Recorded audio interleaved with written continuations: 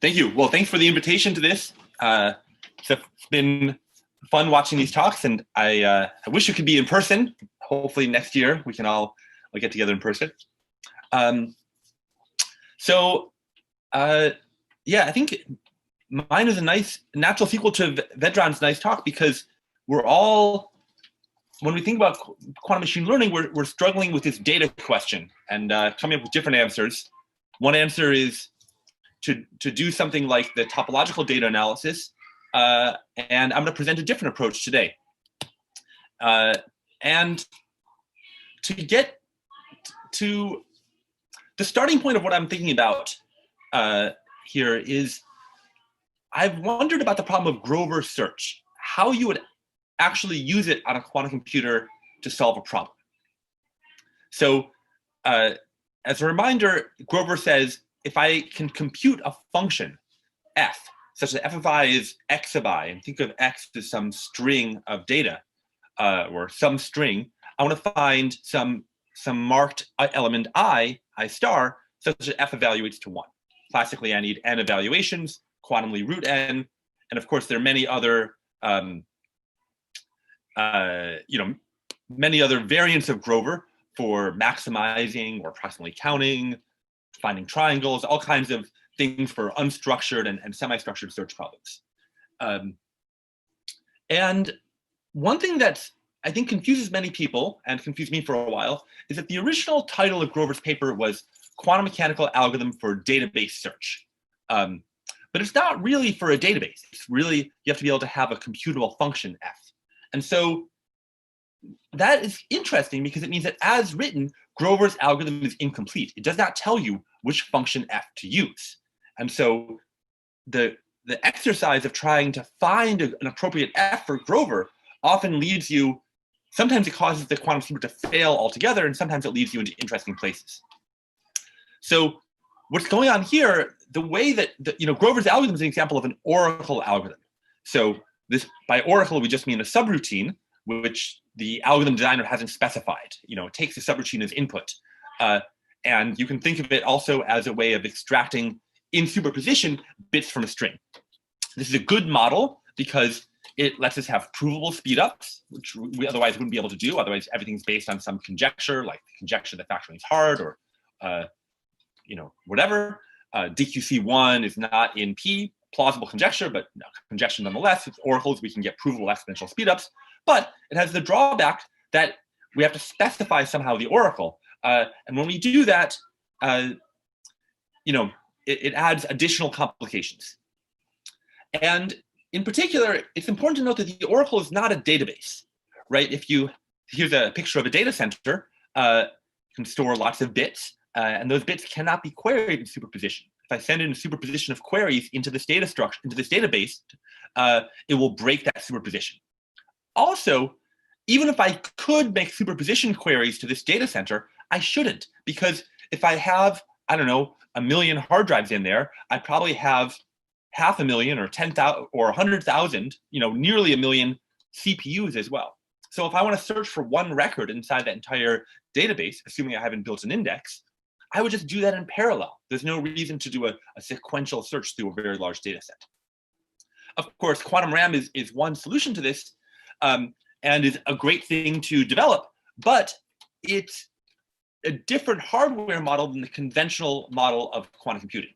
And so when Google or IBM really sweats hard and manages to build 50 or 100 qubits in the conventional model of quantum computing, they've worked pretty hard. I feel like as a theorist, I should also, do at least 0.1% of their amount of work to meet them in the middle, to adapt my algorithms to the hardware they have, instead of saying, okay, that's nice, now build me a quantum RAM and then we'll talk.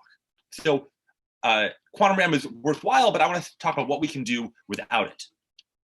So what can you do? So if you have a bit string living on a hard drive, x1 through xn, and you want to convert it to a quantum oracle suitable for use in these quantum algorithms, I still don't have a good picture of an oracle. This is the one at Delphi. So here's the oracle. How can we do this conversion? One way you can do it is you can build this quantum circuit. So you take your input ket I and ket 0, or this could be something else, whatever it is, we're going to add x sub I to it in superposition. And we have a series of controlled addition gates. So if I is 1, then we add x1. If I is 2, we add x2, and so on. And only one of these will actually get triggered, and at the end we'll add x sub I. So this works. This does the job. It's important to note what we need for this. So we have a hard drive. We have a quantum computer. The quantum computer is controlled by some kind of pulse generator, which is connected to, I don't know, an FPGA, which is connected to a laptop. And that laptop can talk to the hard drive and accesses the records sequentially. So the quantum computer never needs to store all of these records. We pay for it in time, but not in the size of the quantum computer. So that is a way of getting a classical memory into a quantum oracle. It's not great. I don't know of a better way. I mean, actually, there's a paper from some people at Microsoft that shaves off a little bit here. Guanghao Lo and I'm blanking on the other authors. But you cannot, we don't know a way of dramatically speeding this up. And this actually, let me, yeah, and you could say that what's going on here, just to zoom out a little bit, is that there are actually several models of quantum algorithms. So there's the standard model where you have, your bit string is input, and then you output a bit. This is sort of the usual Turing machine model. Your input can be given as an oracle. And there are other models, which I'm not going to really discuss in this talk, but if you want to think about the space of quantum algorithms, there's also one where your input is given as a quantum state.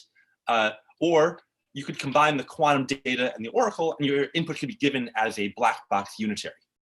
And all of these have example algorithms where they're used. The standard model is used for things like factoring or finding the number of, trying to find a solution to 3-SAT.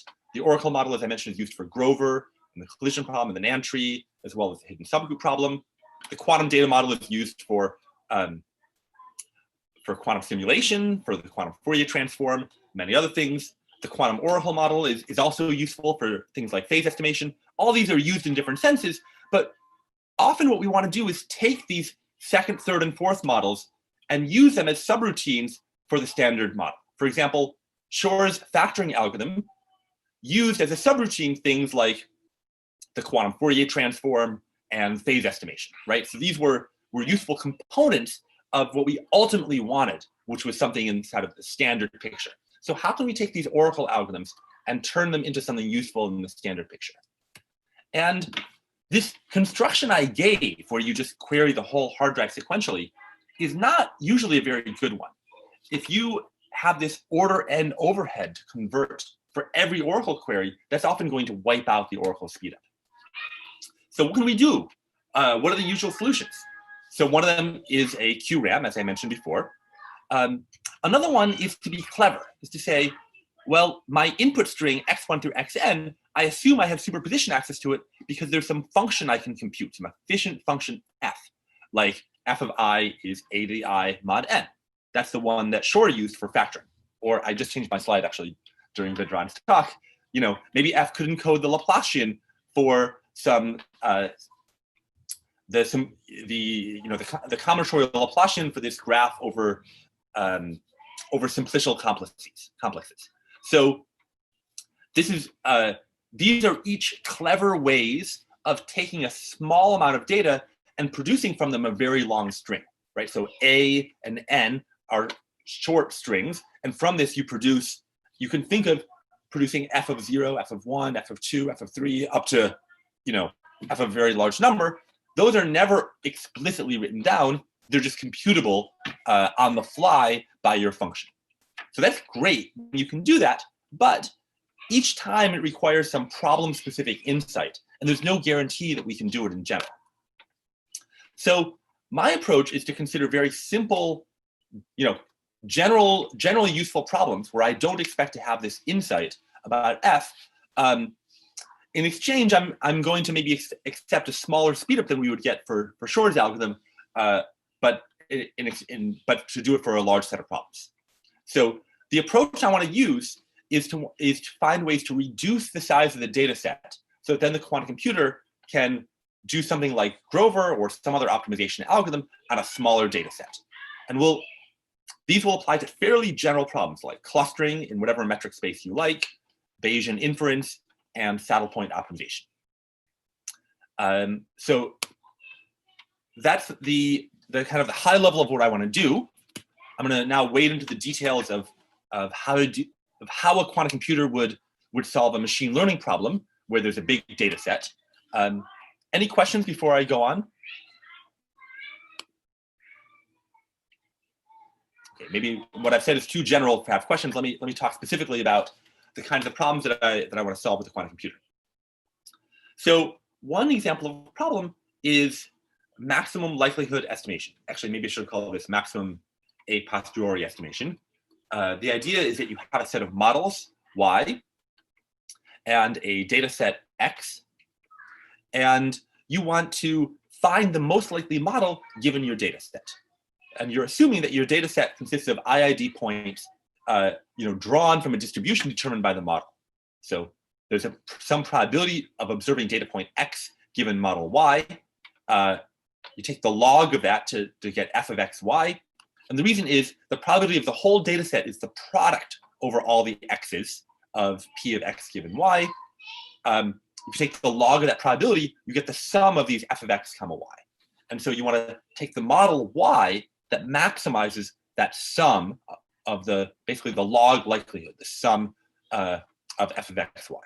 And we also can add a term r of y that it represents a sort of prior, saying that even before we've seen any data, we find some models more likely than other ones. Okay, so that's a very general problem that we often want to solve in statistics. And so can we get the Grover speedup for this? The first thing, if we look at this mathematically, it looks like both the maximum over y and the sum over x seem amenable to Grover. I mean, max and sum are, slightly different in terms of the quadratic speedup that can appear, but if you're willing to do the sum approximately, you also get a quadratic speedup. However, the types of data are very different.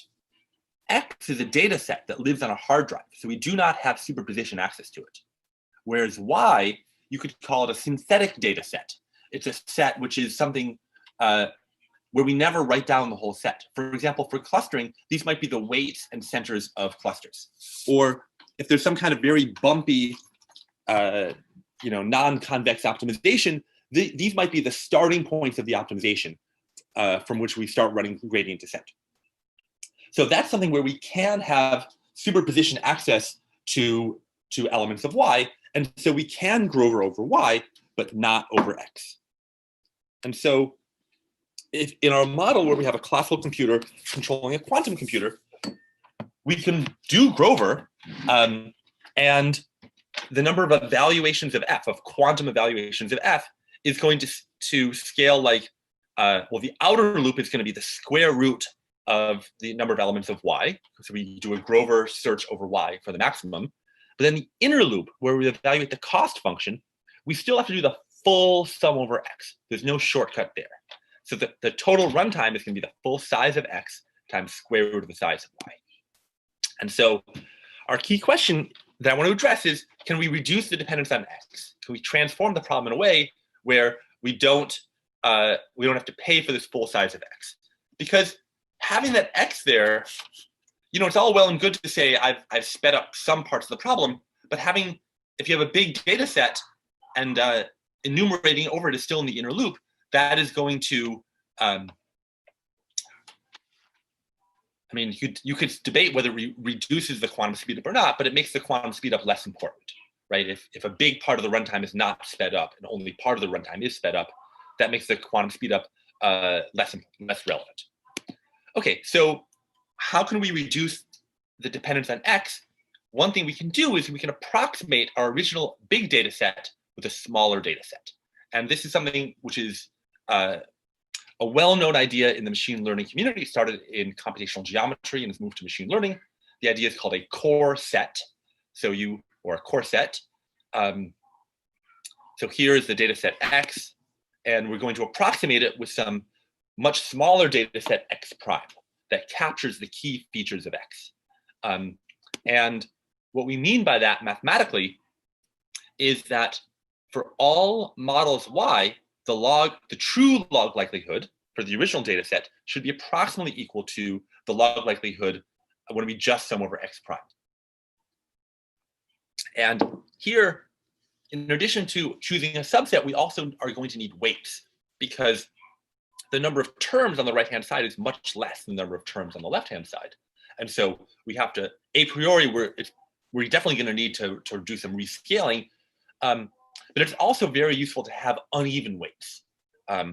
So one thing which I probably don't have time to get into detail about, and anyway, it's a classical technique, is importance sampling, where if you have a big cluster like this, basically what you want to do is you might have big clusters and small clusters, and you want to make sure that your core set hits each of these clusters at least once. And the way you do that is you put a large probability on each of the points in the small clusters and a small probability on the points in the big cluster, so that maybe the expected number of points you get from each cluster is the same. But then to compensate for these probabilities, you have to put weights. So if each of these points in the big cluster had a small probability, they have to have a big weight, so that basically so that this thing still holds in, so that the core set basically is an unbiased estimator for the true log likelihood. So this gives rise to a hybrid algorithm for machine learning. And I know I didn't do that in great detail. If you have questions about it, I can do more detail, but I'm sort of skating over that because this is a classical technique, which I'm just importing. I'm not really adding to. So good, there's a question. Do coresets always exist, and how do they depend on Y? That is a great question. Let me return to that.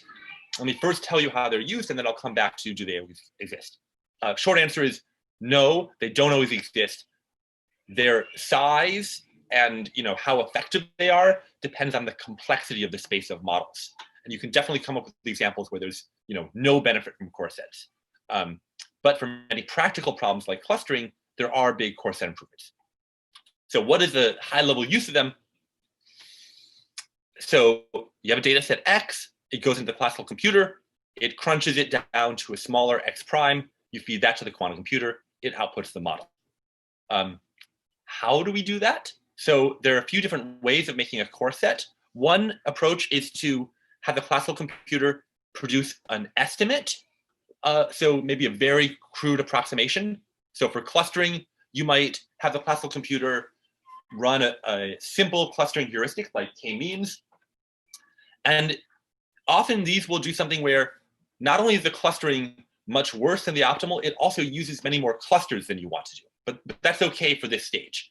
Then you use that to construct importance sampling weights. That's how you try to estimate whether a point belongs to a big or a small cluster. And that gives you your importance sampling weights. And then you use those to sample X prime. Then you pass this to the quantum computer. And by the way, I've been saying Grover the whole time, just to be concrete, but you could replace it with optimization algorithm of your choice.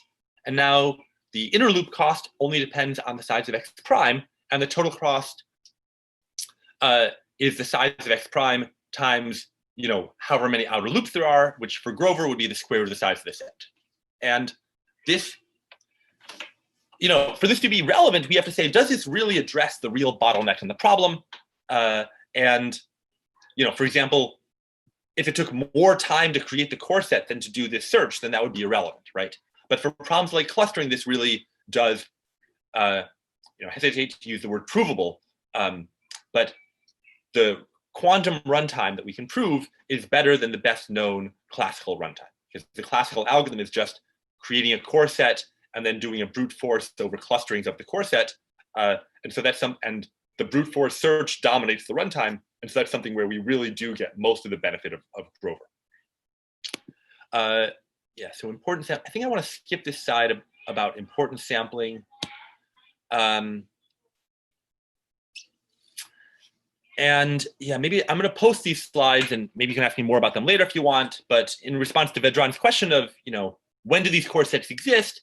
There's some parameters like the total sensitivity which basically sensitivity measures how much can one data point affect which model is best, and also something called the pseudo dimension, which is kind of like VC dimension, which is a measure of the complexity of the space of models. And to give a concrete example, if you're doing k means clustering in d dimensions, the pseudo dimension is this quantity, dk log k. The sensitivity scales like k. And so the size of your core set looks like this. And the nice thing about that expression is it does not depend on n, the original number of data points. It just depends on things like the number of dimensions and the number of cluster centers and your accuracy, but not on the original number of data points. So that is the appeal of core sets for problems like clustering. Good. So this is a way of non-adaptively choosing a core set. So a classical computer estimates the sensitivity, samples the core set, and then there's a brute force search over clusterings of that core set, which can be either quantum or classical. And now, I think this is nice. I think it's, clustering is a very big problem. It's important to do our best to speed that up on a quantum computer. And, our goal in the end is to solve these problems. But there's something I don't love about the algorithm I just described to you, which is that, the classical computer acquires the data, stores it, does this first approximation, produces the core set, and feeds that to the quantum computer. By the time we turn on the quantum computer, we've already simplified the problem a lot. It's like the quantum computer is the baby bird, and the classical computer is like the mama bird that goes out, finds the food, chews it up, regurgitates it to the baby bird. I want a more glorious role of the quantum computer. So could we use the quantum computer interactively? Could we have the quantum computer say to the classical one, okay, can you give me more data like this? That's what I would need to do my next analysis. And I have two more algorithms I want to describe for doing this, for building what are called adaptive core sets. So now the contents, there's still a core set, but the contents depend on adaptive queries of the quantum device. Okay? So for this, I'm going to consider a slightly different problem. Instead of maximum likelihood, which tries to find the most likely model, I want to do Bayesian inference, which samples from the posterior distribution over models after I've observed the data. So I have a prior pi naught of y. I see a bunch of data, which is going to shift my posterior, which is pi of y, and I want to sample from that. So how can I do this adaptively? One way to do this is the classical computer produces a core set, x1 through xt, with corresponding weights, sends that to the quantum computer. The quantum computer uses this to do Bayesian inference, and here there are a number of algorithms. You can certainly get a quadratic speedup of rejection sampling, but you can also get a nearly quadratic speedup for things like simulated annealing. So that's, rejection sampling is way worse than simulated annealing for most problems. And so ideally, we'd like to quadratically speed up the best known quantum classical algorithm.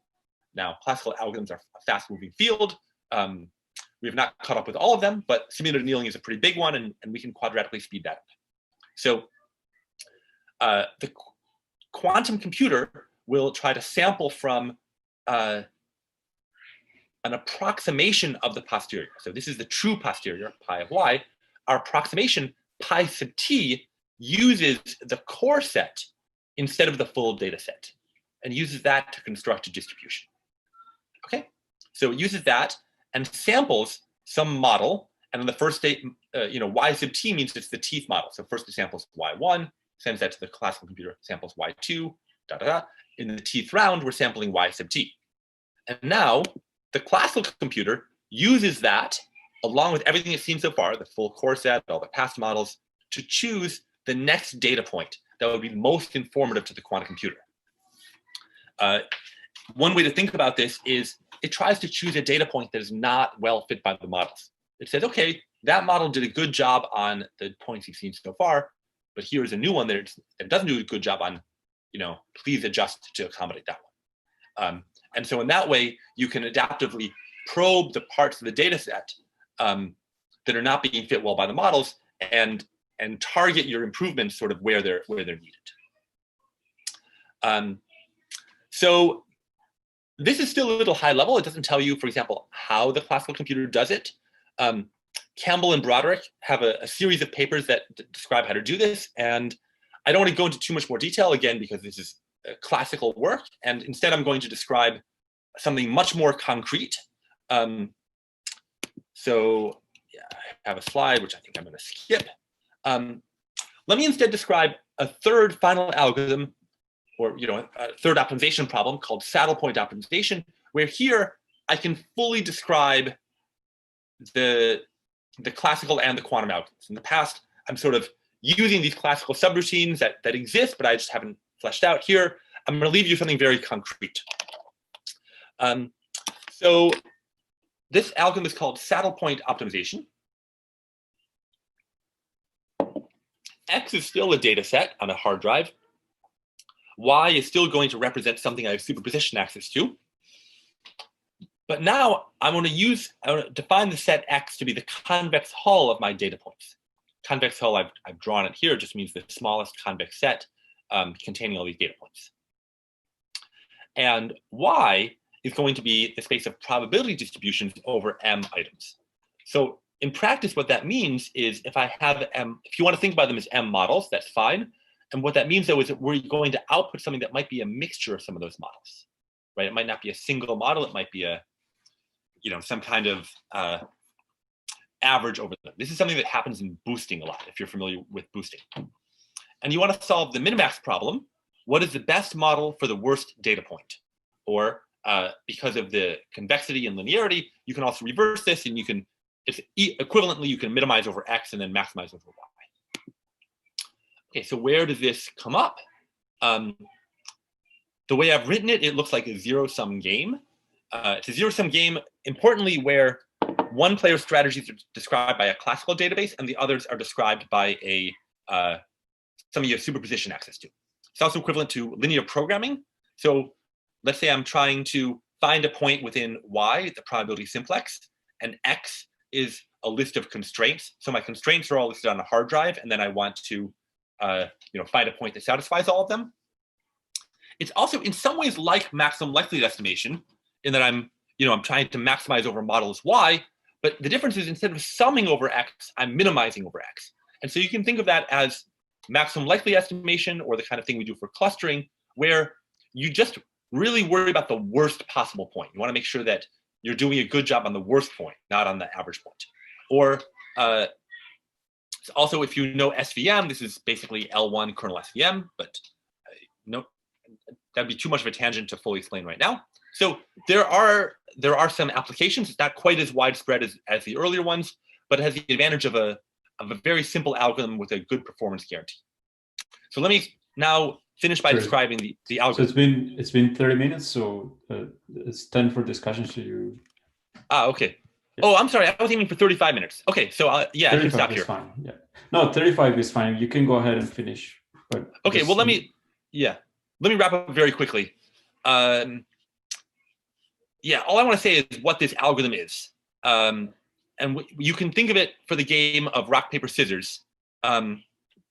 Here's the payoff matrix for that. And basically, it's almost like choosing best responses, except that would cycle, right? If I have one player does rock, the other paper, the first one scissors, that would go on forever. You add a little bit of randomness and then it converges. So if the first one says rock, the second player samples from the distribution described right here, which is biased towards higher payoffs because the Y player wants higher payoffs. So let's say Y player happens to choose paper, then the first player looks at this column. Again, that describes how the first player responds to that, biased towards lower payoffs. And then once in each round, now that there have been two answers, X1 and X2, the Y player responds to the sum of those strategies. So at first it's kind of random, and then as the players start repeating the better strategies, it converges rapidly towards something that is a best response. And Gregorius and Kachian showed that this converges after a number of rounds that scales logarithmically with the size of the data sets and, the strategy spaces, and like 1 over epsilon squared, where epsilon is the accuracy. And so this runs very well on a hybrid classical quantum computer, because there are T rounds of alternation. And in each iteration, the classical computer just has to go through the data set and do a sort of order T calculation. And the quantum computer has to run Grover with order T calculations in the inner loop, because T is the largest number of strategies that have come from the other player. And each of those, we were doomed to doing at least once. Like the classical computer had to always go through the data set at least once. The quantum computer, we always accepted that it was going to run Grover at least once. And so if T is pretty small, this is not too much worse than the best we could have ever hoped for. Okay, so yeah, let me conclude that I use Grover. Same thing would apply to better, possibly better optimization algorithms. And then in general, we should be trying to design quantum algorithms to complement the strengths of classical. Here, the strength of classical is being able to access a big data set. And one inspiration for this is from when Garry Kasparov lost to Deep Blue in the late 90s. He helped popularize centaur chess, where a human and computer are on a team. And for a while, that had the best chess ratings, even above purely computers. Unfortunately, humans no longer add much value in chess playing. Now we better just let the thing run, and it chooses its own strategy.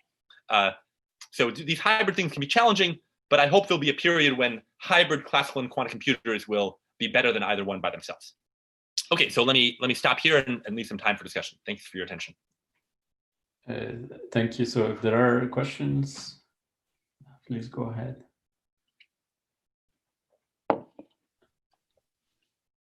So if not, can I ask a naive question? Please. So it's about how you create these superpositions of the models. So could you give a concrete or a little bit more concrete example about how you do that? Yeah, no, that's a good question. So, I have not, what I said about Grover, where I say it's an incomplete algorithm, what I've described is also an incomplete algorithm until you really say what the space of models is. And so, but basically, the space of models is going to be indexed by bit strings. And let's try and be very concrete. Let's talk about clustering. Clustering, you need some way of enumerating all possible clusterings. And you could do this by just saying which data point goes to which cluster. And that is actually not the most efficient way of doing it. It's, I think, more efficient to describe Voronoi diagrams, which that dramatically cuts down the number of possible clusterings. And there are classical algorithms for enumerating all the Voronoi diagrams. And so what that means is you can just index them by a number, 1 to whatever, let's say 2 to the 20. And then that means that you have a 20-bit string that indexes the Voronoi diagrams. And now you're just doing Grover over a search space of size 2 to the 20. So, you do it in the usual way. You use your Hadamards to make a superposition of over 20 qubits of all the numbers 1 through 2 to the 20. Then you have to run in superposition something which takes that number, converts it to the corresponding Voronoi diagram, and evaluates the cost of the clustering. And so that's the kind of process you have to go through to fully flesh out the algorithm. And when you do so, you have to worry about, I guess I should put this caveat in there, can we run this on a near-term computer? And the thing is, what you have to run in the inner loop is going to be evaluating the cost function once. And if that cost function involves arithmetic, that's still not the most NISQ-friendly thing. So it doesn't address that problem. But if you want to solve clustering on a quantum computer, it seems reasonable to hope to ask that you at least be able to evaluate the cost function once. But anyway, does that address your question? Yeah, it does. It does. And maybe a quick related question is, like, when you do this encoding in the bit strings, you're not exploiting any of the structure of the data in any way, right? Like, am I right to say that? That's right. Now, that's just because you're running Grover. Okay. Grover is basically quadratic speed of a brute force search. So by design, it's not exploiting any structure. But I just used Grover because I kind of wanted to highlight that even for a very simple problem like Grover, how do you apply Grover to clustering is not a trivial question. Now, you might want to apply a more complicated algorithm to Grover, right? There are many other optimization algorithms out there, QAOA, quantum walks, that actually do exploit the structure, and those might be a better idea. But for me, I was just very struck that even the simple Grover, say, how do you do Grover for clustering? Already that's not so simple. But yeah, you're right that it's in the end, you probably want to do something a little smarter. All right, thank you. Sure. Any more questions?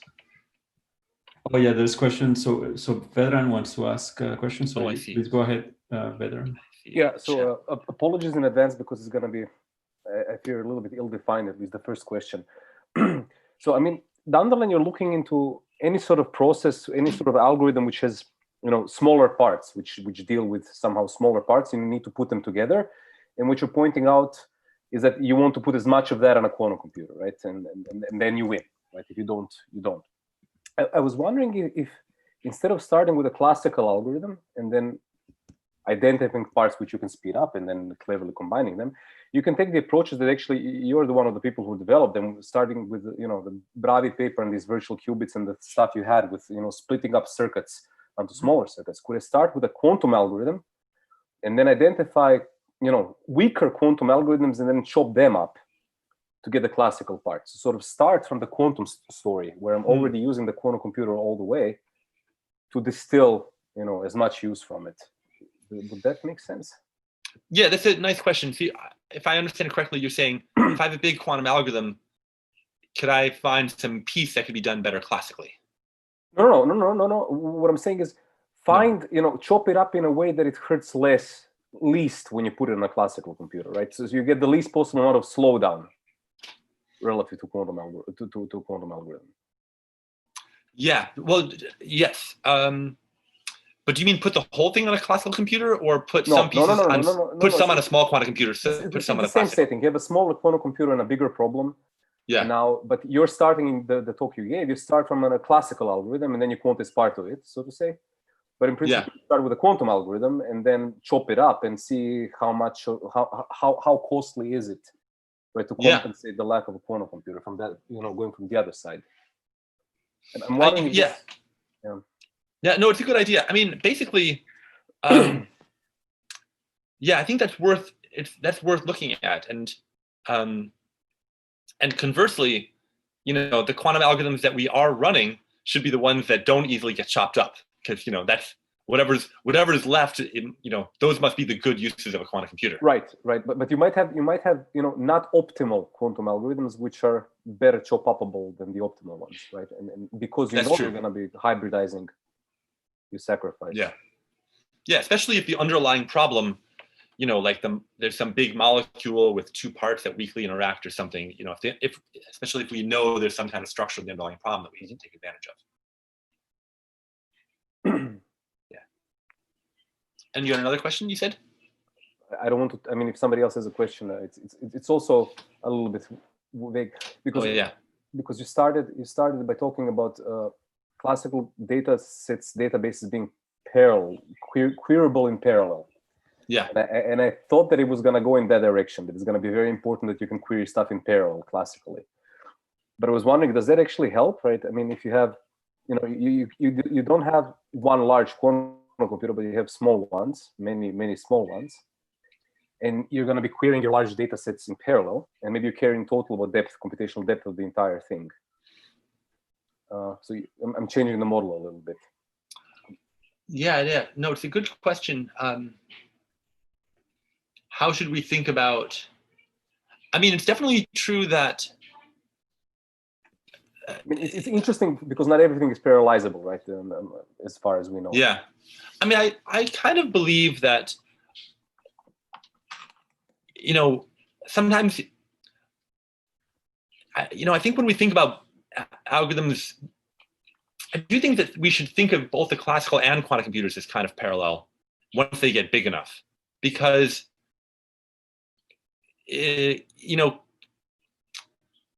quantum computers, if they're going to be fault tolerant, then you have to be parallel, right?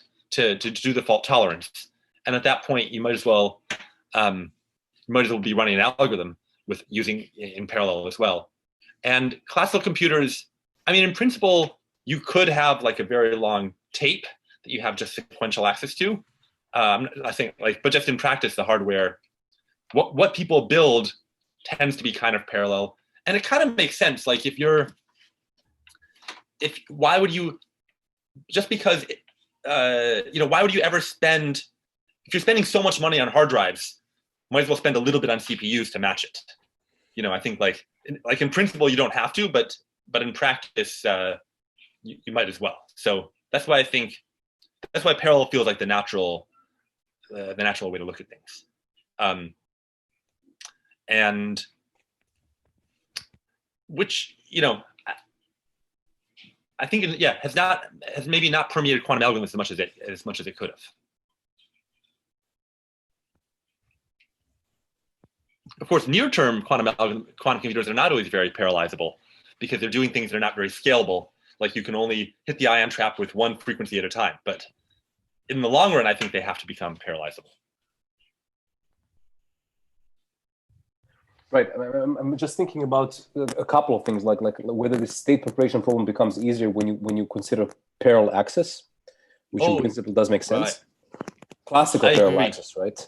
And the second question is that you're more likely gonna build 1,000,000 100-qubit quantum computers than 100 million quantum computer by far, right? With whatever property, and it's kind of try to use that as well. Good point. Yeah. So you're saying if you have many small quantum computers that cannot talk to each other, then that's that's a very good point. Yeah, I don't have anything intelligent to say about it, except I think it's a nice thing to think about. All right, I think that's a good point to conclude. So thank you very much for the talk, and thanks everyone. Let's